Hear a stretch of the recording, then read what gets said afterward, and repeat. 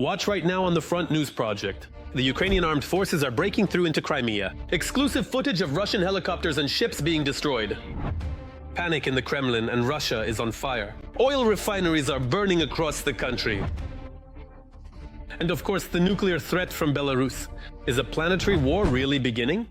Fiery, hot, and blazing footage from the front lines. Watch right now.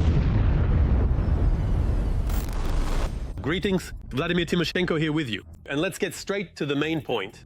The defense forces are masterfully burning out the country's main resource, gas stations and oil refineries. In the past week alone, 5 Russian oil refineries have come under attack. Naturally, there's panic in the Kremlin, and these attacks on military targets will only intensify. After all, Ukraine has weapons ready to strike deep into the Russian rear. Right now, we have an exclusive report from TSN Week journalist Oksana Radionova on the results of the 1,000 cuts tactic. August has been the worst month for Russian oil refining since the start of the Great War. Never before have our forces so skillfully and relentlessly taken out oil refineries in Russia. Just this week, good drones visited 5 plants. On Saturday night, they struck Russia's oldest refinery, the Krasnodar refinery. The oil refinery is ablaze. And for the 3rd time this month, the Syzran refinery near Samara was on fire. At that time, the Afipsky and Kuibyshev refineries, which had been attacked 2 days earlier, were still smoldering. There goes the 18th one.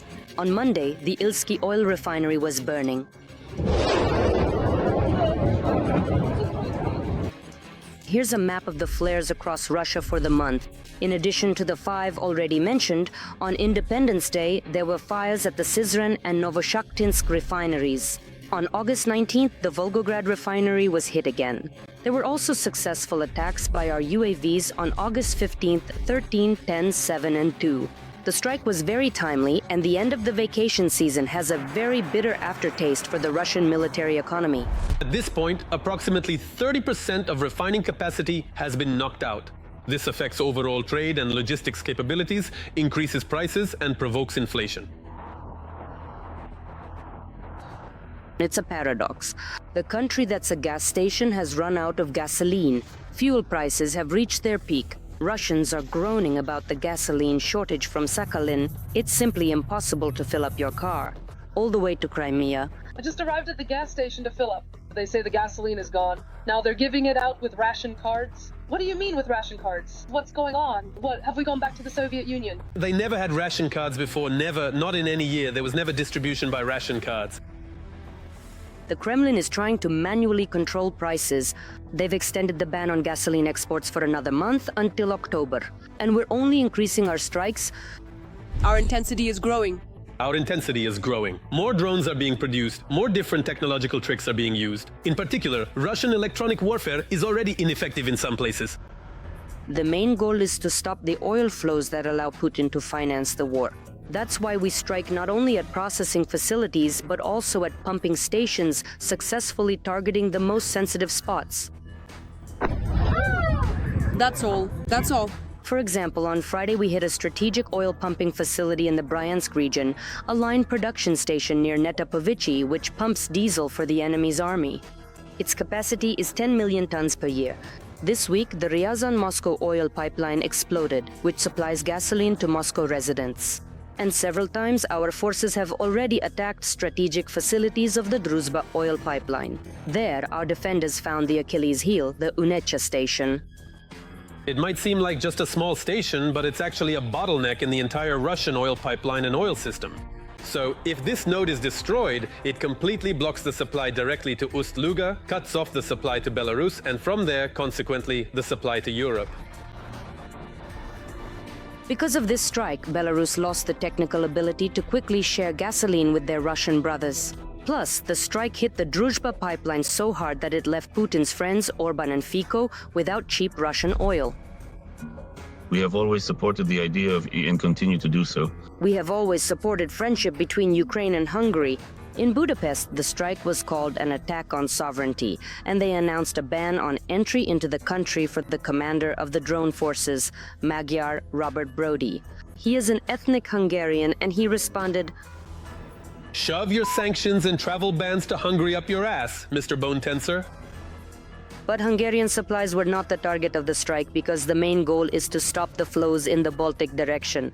That's where Putin's entire shadow fleet of tankers is refueled, and that's exactly where the billions are coming from. And Hungary and Slovakia can easily give up Putin's oil. Hungary and Slovakia have an alternative oil pipeline from the Adriatic Sea and can completely stop relying on Russian supplies, but it's simply not profitable for them. There, the discount is about $100 per ton of oil for Hungary and Slovakia, which adds up to as much as €1 billion per year. That's a huge amount of money for these small countries, especially when you consider individual politicians. If previously oil was shipped to the port of Ust-Luga on the Baltic Sea, now it no longer goes there, and on top of that, we have attacked the port itself. A drone costing $50,000 destroys property worth millions and causes additional losses in the millions due to unproduced goods. The 18th package of sanctions from Europe, which imposed price caps on Russian oil, has also proven painful for Russia. The hole in their budget is growing exponentially. The coal industry is on the verge of bankruptcy. The main coal region, Kuzbass, is shutting down mine after mine. Even in the 90s, it wasn't like this. Aviation is also on the verge of collapse. Constant announcements of the carpet plan to close airports have made flights unpredictable and unprofitable. Due to Western sanctions, finding spare parts to repair airplanes is extremely difficult. Engines are failing more and more often. Just in August, it happened 3 times. There are problems in the automotive industry as well. Sales of the largest truck manufacturer, KAMAZ, have dropped by 60%, and last year's profits fell 28 times. So since August, KAMAZ has switched to a 4-day work week. Even at military enterprises, problems with salaries have begun, and Russians who don't want to work for free are being replaced by slaves from North Korea. Accordingly, the payment for their labor goes to the North Korean government. They receive food and a minimal amount of pocket money, so to speak. Dark times have also come for Gazprom. Russia hasn't sold as little gas as it does now since 1985. That's why the question of where to get money for Putin's war machine has become critical. He will definitely be asking for help from China, North Korea, and negotiating with India at the SCO summit. What his dictator friends will agree to, we'll see. But it seems he won't be the one setting the tone of the conversation. Both India and China understand that Russia is in a very precarious position. They too are starting to twist Russia's arm even more, demanding additional discounts. But most importantly, it's our influence, be it through beavers, ferocious ones, spirits, or Palianitsias, until the gas station country loses its last customers.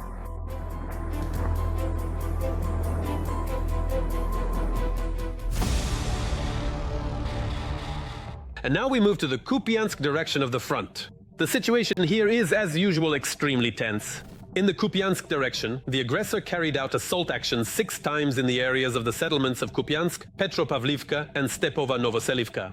One combat engagement is still ongoing. The previously published information from the Institute for the Study of War about the occupiers advancing along the 105 Kharkiv-Belgorod highway turned out to be inaccurate.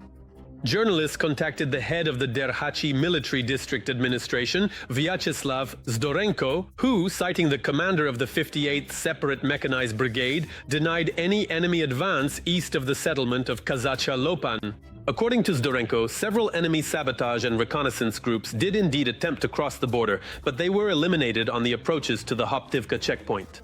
Details about what is currently happening on the front and around it are in our report.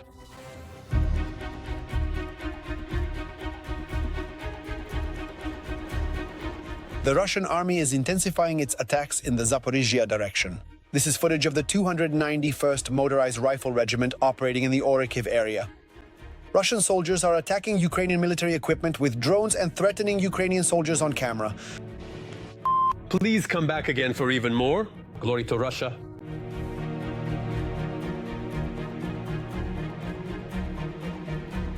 The Institute for the Study of War also notes increased activity in the Zaporizhzhia direction. They are convinced that Russian forces are preparing for a large-scale offensive in this area and are currently actively probing the ground.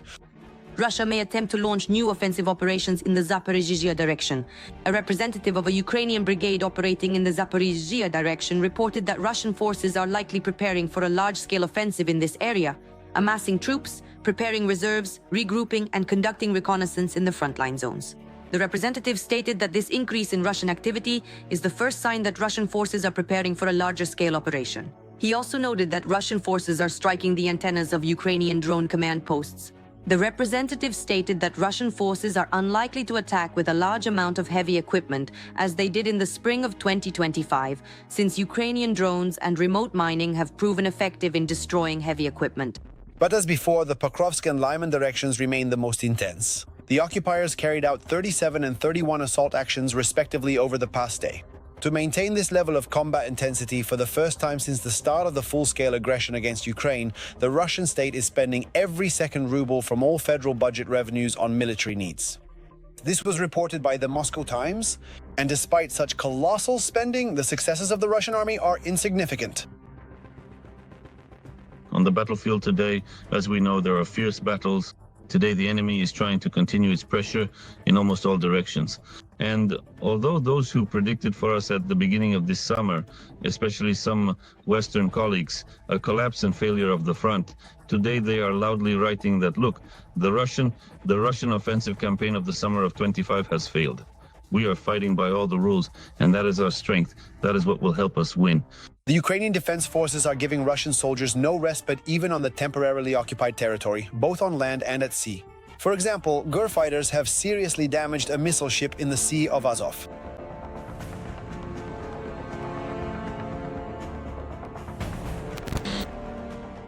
Fighters from the special unit Ghosts of the Ukrainian Defense Intelligence, GUA-MO, damaged a shipborne radar with a drone strike, while special forces from the Department of Active Operations of the GUA-MO attacked a carrier of Caliber missiles.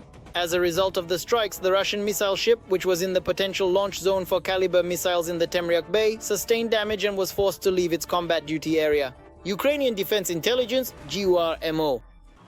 On the same day, fighters from the main intelligence directorate managed to destroy a radar from an S-400 system on the occupied Crimean peninsula.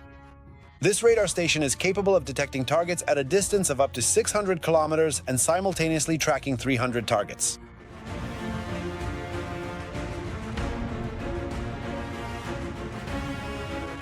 Successful defense by the armed forces along the entire front line, as well as targeted strikes in the rear and on occupied territory, only strengthen Ukraine's position ahead of possible upcoming negotiations with the Kremlin.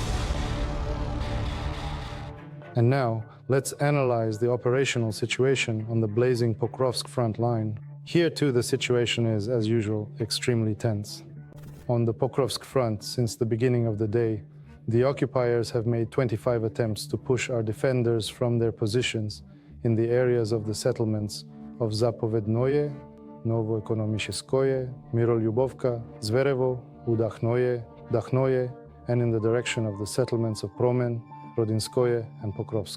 The defense forces are holding back the enemy's onslaught and have already stopped 22 attacks. Meanwhile, new schemes from Putin and his mustachioed Belarusian friend. Exercises for the use of nuclear weapons have begun in Belarus. Military drills of CSTO member states have started there, and planning for the use of nuclear weapons is their main focus. More on the nuclear threat from Lukashenko coming up. Following Putin, Lukashenko has arrived in China to participate in the events of the Shanghai Cooperation Organization Summit. Meanwhile, Russian troops have already been deployed on his territory. CSTO and Zapad 2025 exercises. What is happening on the border with Belarus while the two dictators have flown east? They'll march on Kaliningrad, cut off the Baltics, seize 3 countries, and so on, NATO countries. Military exercises involving nuclear weapons have begun in Belarus. Ukrainian border guards have heightened their readiness. We feel confident and calm here. We're not hiding the topics of the exercises. We say that the main focus of the exercises is practicing the defense of our territory by the joint regional group of forces. These activities are scheduled. Kazakhstan, Kyrgyzstan, and Tajikistan have joined the Collective Security Treaty Organization exercises. China, North Korea, and India declined to participate.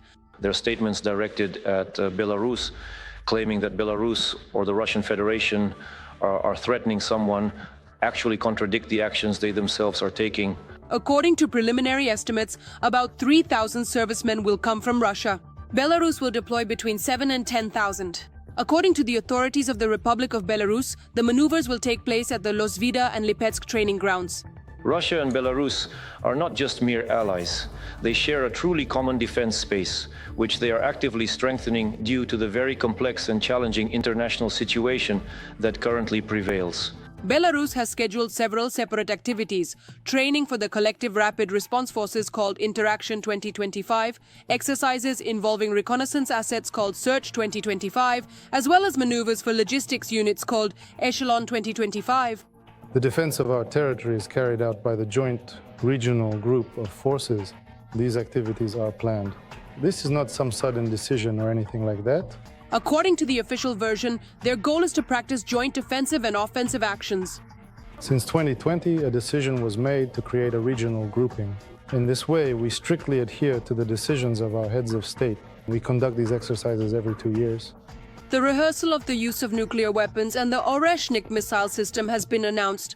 The Ukrainian Ministry of Foreign Affairs has already responded to the exercises. We warn Minsk against reckless provocations. We advise them to remain prudent, not to approach the borders, and not to provoke the defense forces of Ukraine. In Belarus, there are fears that the nuclear weapons themselves will not actually be used. You can't use something that, let's say, poses a threat to the entire world, to global security. How do you plan for that? We'll learn. Analysts suggest that these exercises may have a hidden goal to create the conditions for amassing Russian troops and equipment on the territory of Belarus. We are ready for the exercises. We're not hiding anything from anyone. We are truly demonstrating openness that these exercises are ours. Such exercises traditionally cause concern among neighboring countries due to the risk of provocations, incidents, or unpredictable actions. We have reduced the number of troops by almost half, moved their location deeper into our own territory, hundreds of kilometers away from the border, to training grounds. And at the moment, Russian forces on Belarusian territory consist mainly of vehicles, a limited amount of armored equipment, and personnel. We are conducting these exercises independently, by our own decision, without regard for the countries to our west. This is to improve the training level of our servicemen and the level of cooperation between the armed forces of Belarus and Russia. We are doing this for ourselves, and essentially to show that we are ready to defend ourselves and do not pose a threat to anyone. But the active phase of Zapad 2025 is scheduled for September 12th to 16th. During this period, an increased presence of Russian units is expected, including tanks and armored vehicles. They don't believe it, and we don't believe it either, that it's possible to cross the Belarusian-Ukrainian border from here right now.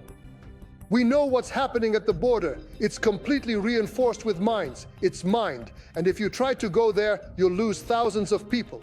Well, of course, Lukashenko has repeatedly assured that the upcoming exercises pose no threat to either Ukraine, the Baltic countries, or Poland. They're warning about the Suwałki corridor, that they'll go to Kaliningrad, cut off the Baltics, capture 3 countries, and so on, NATO countries.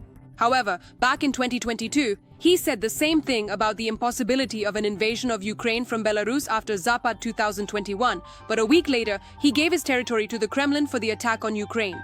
You accused Russia and Belarus of planning to invade. Yesterday, invade Ukraine. We did not invade. So your intelligence and the billions of dollars you spend are worthless. In response to the exercises in 2025, Poland will conduct its own strategic exercises called Iron Defender, which will also involve some NATO member countries. The very fact of the Russian-Belarusian exercises does not pose a threat to Poland. The Ministry of National Defense is taking them seriously. At present, there are no signs that these exercises could escalate into the threat of an armed conflict. The commander of the Lithuanian army stated that about 40,000 military personnel will be concentrated in the Baltic countries and Poland. These exercises, after the events of 2022 in Ukraine, have acquired clearly defined boundaries in terms of perception. They are now being seen not just as exercises, but as something possibly more than mere military maneuvers. Disinformation will be coming from absolutely all sides. 90% will be Russian, and unfortunately 10% will come from others. Hysteria will be fueled. The situation on the border with Belarus and monitoring Russian military activities remain in the focus of Ukrainian forces. Well, let's analyze the situation on the Lyman and Siversk fronts. The so-called Russian world continues to destroy, kill, and maim here as well. On the Lyman front, the invading army attacked 8 times toward the settlements of Karpivka, Shandryholov, Yampil, Dronivka, and Serebryanka. At present, 3 battles are still ongoing. On the Siversk front, the defense forces repelled 2 attacks, and 2 more battles are still underway. At the same time, the invading units tried to advance near Refinery and toward Serebryanka. And here is another crucial topic. European countries have proposed establishing a 40-kilometer buffer zone on the borders between Russia and Ukraine, controlled by peacekeepers, as part of preparations for the so-called peace talks. How realistic is this option at all, and how might the Kremlin's war criminals react to this buffer zone? All the details are in our report. The creation of a 40-kilometer wide buffer zone is an initiative being considered by European partners as part of a peace agreement, according to Politico, which cites anonymous sources. Allegedly, according to journalists, Moscow has supported the idea. There has not yet been a response from Ukraine. This is not surprising because the creation of a buffer zone would most likely mean the loss of some territories currently controlled by Kyiv. Only Jim Townsend, a former Pentagon official who oversaw policy on Europe and NATO in the Obama administration, has openly commented on this idea from politicians. They're grasping at straws. The Russians are not afraid of the Europeans. If they think that a couple of British and French observers will stop them from marching into Ukraine, they're mistaken. European diplomats are trying not to comment on the de facto partition of Ukraine. It also remains unclear who is actually willing to send their peacekeepers and when. So far, only the French and the British have responded positively.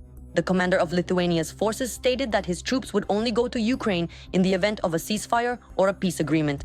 The authorities in Poland and Germany are opposed, just like the United States. Another problem is the number of troops. At present, NATO is having difficulties preparing rapid response forces to defend the alliance's eastern flank against a possible future Russian attack. This would require 300,000 personnel. Meanwhile, patrolling along a potential buffer zone would require an additional 4,000 to 60,000 servicemen. They will not only monitor compliance with agreements, but also train defense forces. NATO members are negotiating with U.S. representatives for satellite intelligence and air support, though they do not expect much greater involvement. Senior Pentagon officials have already informed their European counterparts that the U.S. role in any security guarantees for Ukraine will be minimal. The U.S. Department of Defense did not respond to a request for comment. The United States is possibly the only NATO country with enough satellites to provide the crucial and comprehensive intelligence needed to effectively oversee whether Russia is breaching the specific conditions of a ceasefire or a peace accord. These proposals from Europeans, troubled by a bloody war on their doorstep, are perceived by Ukrainians as empty words. If they actually send troops, then yes, because other restrictions on the Russians don't work. On paper, it's not worth a damn. Send missiles, send troops, send weapons. That's a question for Europe. Is there actually any real weaponry? No. Are they ready to send troops? They are, but not all of them, and not now, after the peace settlement. We tell them one simple thing: friends, you are preparing for war that the Russians will attack you. We can make sure that they don't attack. Give us troops now, bring them into Ukrainian territory now, and the situation will be over. But Europeans think we have Budapest, which turned out to be an empty piece of paper. Zero. We have the case of Ichkeria, better known today as Kadyrovshchina. It is interesting that the Russian dictator was the first to announce the creation of a buffer zone in Ukraine in the spring of 2025. Then this statement became a kind of justification for Russian military aggression in Sumy and Kharkiv regions. After a massive attack on Ukraine, which killed 23 people in Kiev alone, the Kremlin sent Maria Zakharova to the microphone. In plain Russian, she once again voiced the Russians' conditions. The peace treaty must include demilitarization, denazification, and a neutral, non-aligned, and non-nuclear status for Ukraine. Interestingly, Zakharova made this statement on the Day of Remembrance for the fallen defenders of Ukraine. It was established at the end of August for a reason. 11 years ago, the Russians, by agreement, allowed the Ukrainian armed forces surrounded near Ilovaisk to leave through the so-called Green Corridor, but they did not keep their promises and simply shot unarmed soldiers as if at a shooting range. Now let's analyze the situation on the Novopavlivka and Huliaipole fronts. The enemy army is acting true to form here as well. Today, on the Novopavlivka front, the enemy attacked 7 times in the areas of the settlements of Zeleny High, Poddubny, Shevchenko, and towards the settlements of Filia and Kamishivaka. One battle is still ongoing. On the Huliaipole front, the enemy did not conduct any offensive actions, but did carry out an airstrike in the area of the settlement of Bilohirya. Additionally, as a result of a presumed massive attack by the Ukrainian defense forces in Russian-occupied Crimea on August 30th, at least 1 Russian helicopter was destroyed and 6 boats were damaged. Additionally, UAVs attacked a power substation in the Krasnodar region. At the same time, Putin's subordinate Gerasimov claimed successes of the Russian army in his report. The Ukrainian General Staff reasonably refuted such claims. All the details are in our military review. caught 36 hours after the crime. In the Khmelnytsky region, a suspect in the murder of Andriy Parubi was detained. The perpetrator has already given his first testimony. Police officers and employees of the security service of Ukraine tracked down the alleged killer just 24 hours after the attack. Meanwhile, in Russia, more propaganda is being spread. Pro-government Russian media are portraying the murder of the Ukrainian politician as the elimination of one of the Euromaidan leaders with the blood of hundreds of Ukrainians on his hands.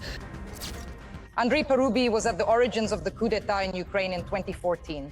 He led the so-called Euromaidan self-defense. It was Parubi who gave orders to the snipers who shot at anti-Maidan protesters and Berkut officers. And while Russian propagandists are busy writing another script full of lies, in the Krasnodar region, drones attacked an electrical substation, leaving some Russians without power.